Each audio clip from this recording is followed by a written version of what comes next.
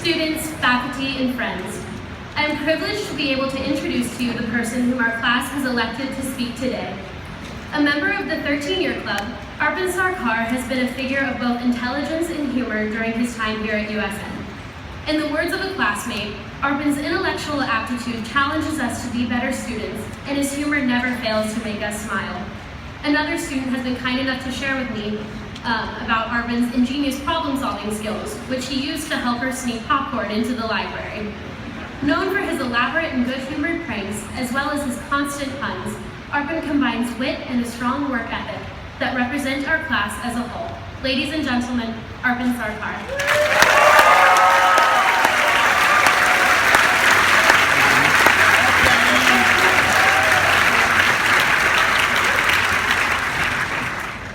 First off, I'd like to thank you for selecting me as graduation speaker. Very grateful and honored to speak on behalf of our class, and I hope that I succeed in expressing the full extent of my love for you, SM. Sorry, there'll be more of that. Thank you so much. I think I speak for most of us that these 1,386 days of high school have passed by faster than we ever could have imagined. In middle school, I remember thinking that high school would be a dramatic combination of hard classes, rigorous testing, college applications, late nights of studying, and spectacular athletic achievement. I was right.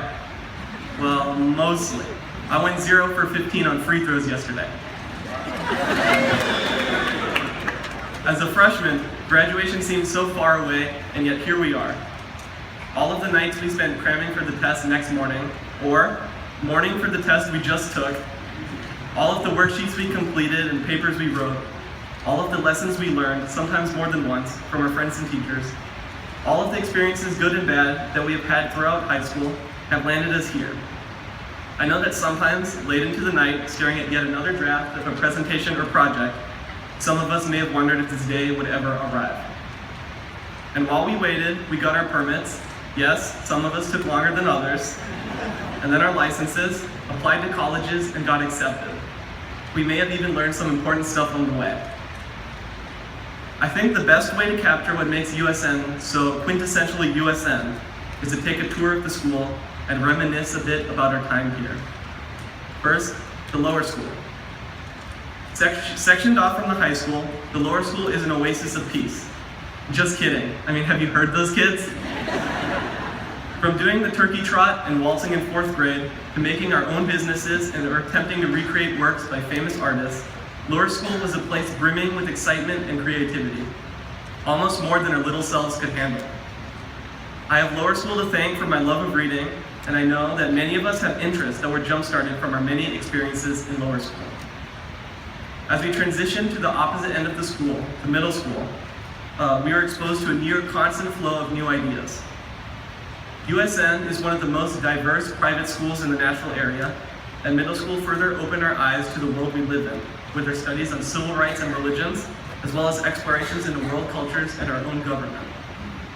This is not to say that middle school wasn't without its fair share of slow dances and bar mitzvahs and other awkward interactions, but middle school also opened doors to the outside world through its many trips and topics, and in some cases, doors were physically broken. Is it too soon to talk about the DC trip? On to high school.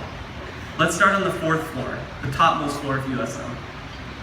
Walk through the hallways and you will encounter students contemplating their next project design for Science Olympiad, bump into mathletes determining whether the limit does in fact exist, and if you proceed a little further, you'll hear Latin students happily chanting forms of verbs and nouns. It kind of sounds as if they're casting a spell on some Spanish students.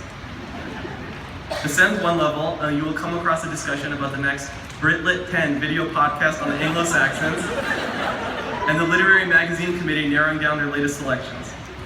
Down again to the 2nd floor. Here, you'll encounter an impassioned discourse about the historical significance of the Industrial Revolution and the Lowell Mill Girls, as well as look on in awe at the speed reading capabilities of the debate team. Never get in an argument with the debate team, just saying. As we approach the cafeteria, you'll overhear the jazz band practicing their next piece, look upon amazing sketches and photographs on the wall, and you'll see many students casting a longing gaze at those delicious chicken biscuits in the long hours between breakfast and lunch. I know I have. Earlier in the year, you would have heard the grunts and squeaking shoes that accompanied an intense ping pong match. Unfortunately, the ping pong table was a casualty of a passionate game of 50. I'd like to take a moment of silence in remembrance for our beloved ping pong table.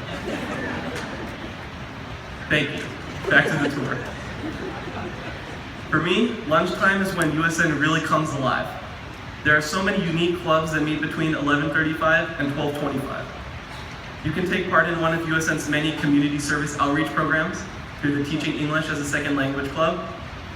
You can watch a movie like War of the Worlds in the Science Fiction Film Club, or you can come discuss important socio-political topics in the Politics and World Affairs Club, which, in my most humble opinion, was the best club to be a part of this year.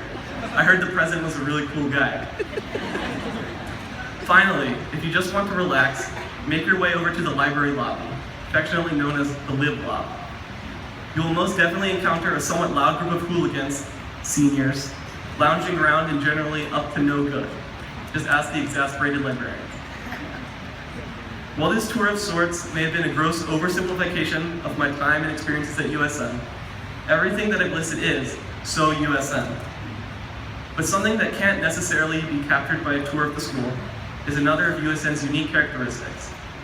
Its mix of academically rigorous courses with welcoming and tight-knit classroom environments.